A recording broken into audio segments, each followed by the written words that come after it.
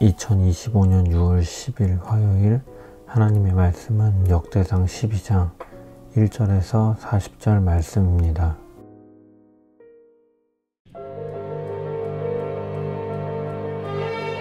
다윗이 기스의 아들 사울로 말미암아 시글락에 숨어있을 때 그에게 와서 싸움을 도운 용사 중에 든 자가 있었으니 그들은 활을 가지며 좌우 손을 놀려 물매도 던지며 화살도 쏘는 자요 베냐민 지파 사울의 동족인데 그 이름은 이러하니라.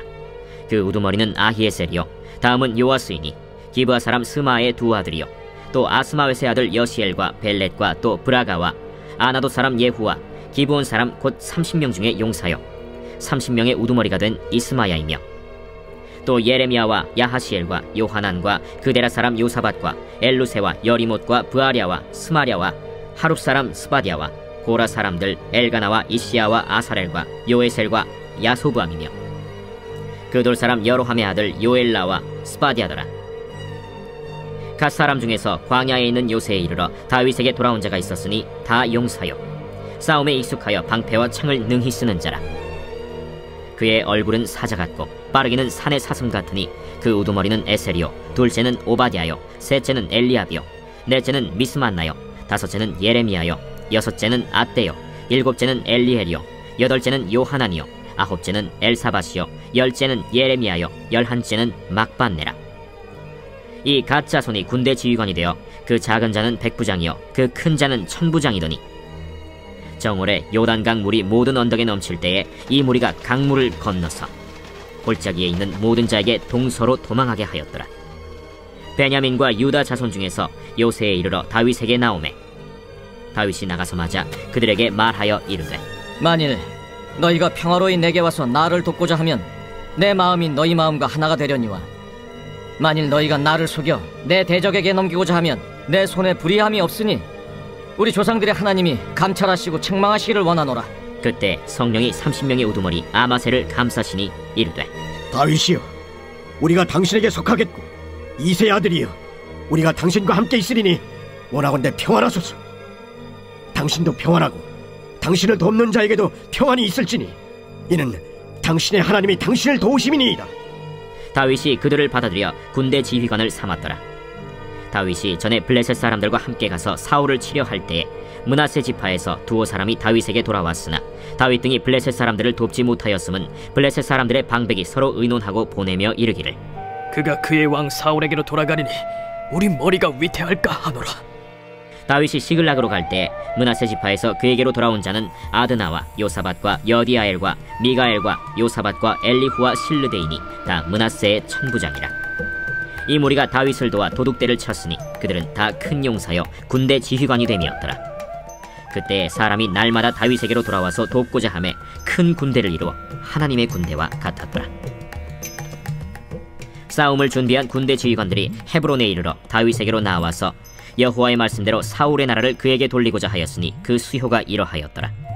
유다 자손 중에서 방패와 창을 들고 싸움을 준비한 자가 6,800명이요 시므온 자손 중에서 싸움하는 큰 용사가 7,100명이요 레위 자손 중에서 4,600명이요 아론의 집 우두머리 여호야다와 그와 함께 있는 자가 3,700명이요 또 젊은 용사 사독과 그의 가문의 지휘관이 22명이요 베냐민 자손 곧 사울의 동족은 아직도 태반이나 사울의 집을 따르나 그 중에서 나온 자가 3,000명이요 에브라임 자손 중에서 가족으로서 유명한 큰 용사가 28,000명이요 므낫세 반지파 중에 이름이 기록된 자로서 와서 다윗을 세워 왕으로 삼으려 하는 자가 18,000명이요 이사갈 자손 중에서 시세를 알고 이스라엘이 마땅히 행할 것을 아는 우두머리가 200명이니 그들은 그 모든 형제를 통솔하는 자이며 스불론 중에서 모든 무기를 가지고 전열을 갖추고 두 마음을 품지 아니하고 능히 진영에 나아가서 싸움을 잘하는 자가 50,000명이요 납달리 중에서 지휘관 1,000명과 방패와 창을 가지고 따르는 자가 37,000명이요 단 자손 중에서 싸움을 잘하는 자가 28,600명이요 아셀 중에서 능히 진영에 나가서 싸움을 잘하는 자가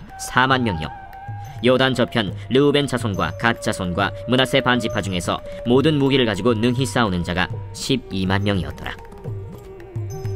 이 모든 군사가 전열을 갖추고 다 성심으로 헤브론에 이르러 다윗을 온 이스라엘 왕으로 삼고자 하고 또 이스라엘의 남은 자도 다 한마음으로 다윗을 왕으로 삼고자 하여 무리가 거기서 다윗과 함께 사흘을 지내며 먹고 마셨으니 이는 그들의 형제가 이미 식물을 준비하였음이며 또 그들의 근처에 있는 자로부터 이사갈과 스불론과 납달리까지도 나귀와 낙타와 노새와 소에다 음식을 많이 실어왔으니 곧 밀가루 과자와 무화과 과자와 건포도와 포도주와 기름이요 소와 양도 많이 가져왔으니 이는 이스라엘 가운데에 기쁨이 있음이었더라.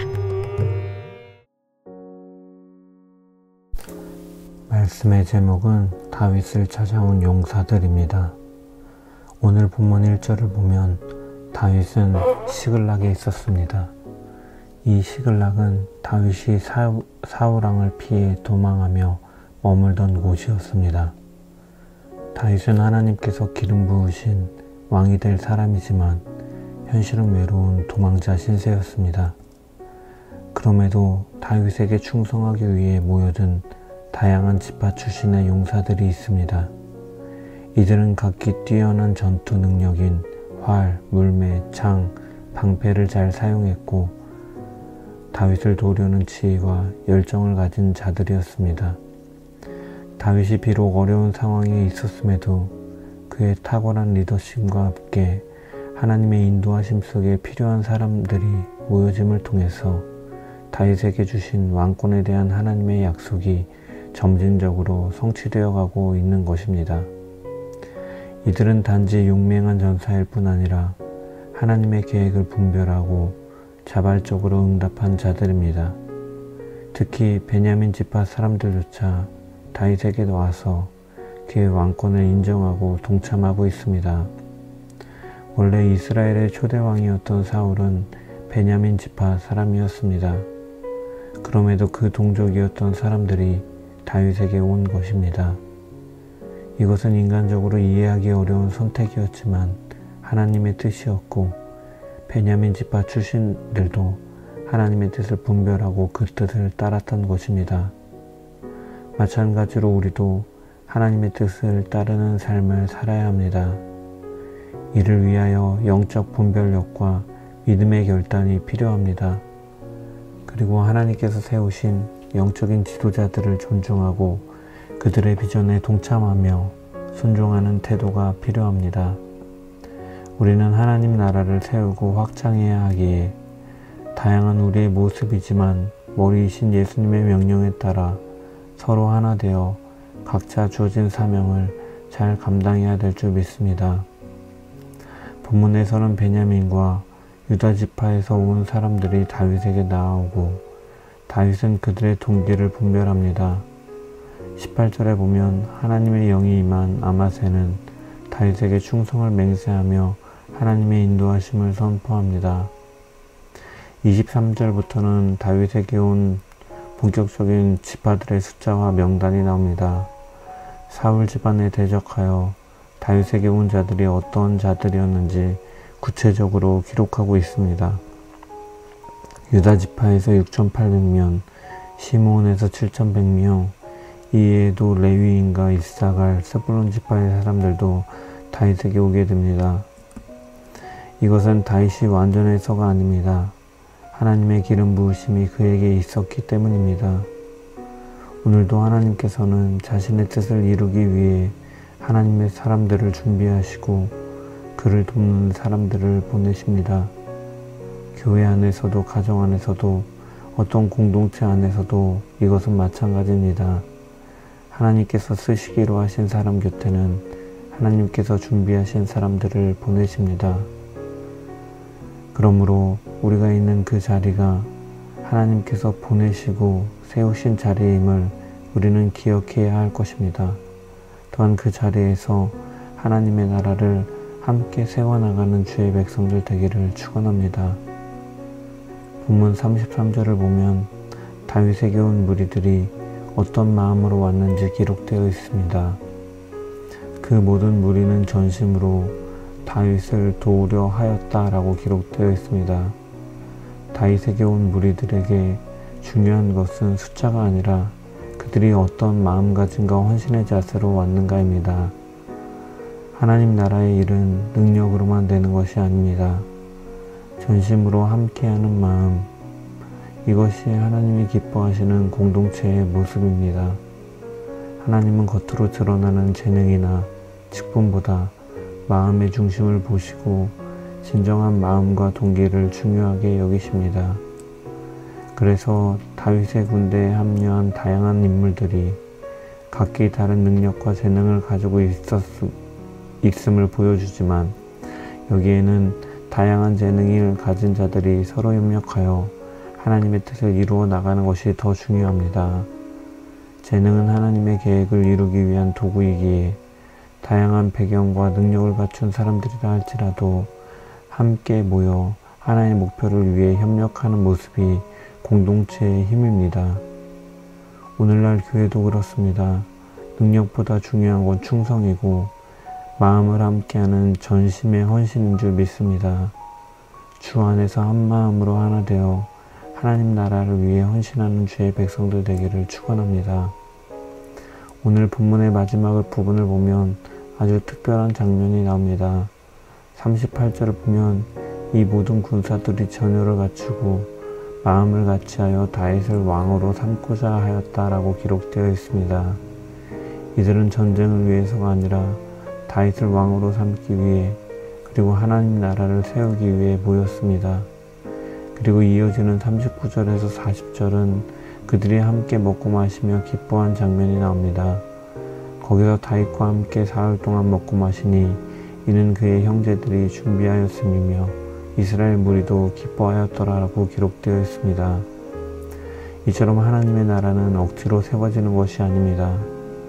기쁨과 자원함과 전심의 헌신으로 이루어지는 공동체입니다. 다윗의 주변에 모인 자들은 하나님께서 보내신 자들이었고 이들은 하나님의 뜻을 분별하고 전심으로 그와 함께 동역하며 기쁨으로 하나가 되었습니다. 이스라엘 모든 지파가 다양한 재능과 역할을 가지고 다윗 아래에 하나로 모여 왕국의 기초를 놓은 것과 같이 우리 모두도 하나님께 헌신하며 충성하면서 서로 하나 되어 하나님의 나라를 세우는 주의 백성들 되기를 주님의 이름으로 축원합니다. 하나님은 오늘도 하나님의 나라를 위해 사람들을 부르십니다. 그리고 우리도 그 부르심에 응답해야 합니다. 다윗의 군대처럼 시대를 분별하며 전심으로 기쁨으로 하나님 나라에 헌신하는 복된 자들 되기를 주님의 이름으로 간절히 축원합니다. 기도합니다. 하나님 아버지, 오늘도 다윗에게 사람들을 보내셨던 것처럼 주님의 몸된 교회를 위해 우리를 불러주시니 감사합니다. 우리도 시대 속에서 하나님의 뜻을 분별하게 하시고 능력보다 충성과 전심으로 주님 나라에 헌신하게 하여 주시옵소서. 기쁨으로 하나 되는 공동체로 우리 세상의 빛 교회를 세워 주시옵소서. 예수님의 이름으로 기도드립니다. 아멘.